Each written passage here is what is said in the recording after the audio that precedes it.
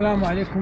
معنا الآن بدر غارسيا لوبيز الذي سوف نتحدث عليه. أن نتحدث معه حوالي 5 دقائق من وقته ونخبره ما هي الأجواء في نادي العملاق ريال مدريد، وما عقدة هذا النادي، وإلى متى سوف تمتد العقدة لهذا النادي إن شاء الله.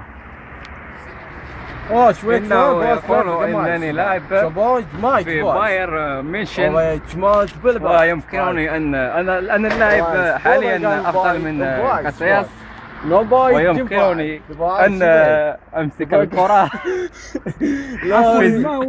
ما هو اللاعب الذي تحب أن يلعب معك في الفريق؟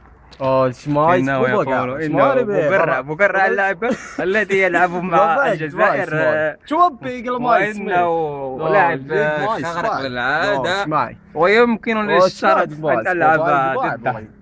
بعد أن تكون لاعبا، ما هو مستقبلك مع الفريق؟ هل تحب أن تكون مدربا أم ماذا؟ أو سوف تغير الوجهة إلى صوب خارج مهم، خارج كرة القدم؟ أنا حاليا يمكنني أن ألعب كرة القدم، وأما بعد فلا يمكنني أن أقرر حاليا. كنشكر الآن اللاعب الكبير الذي حضر معنا وخذنا من وقته الكثير.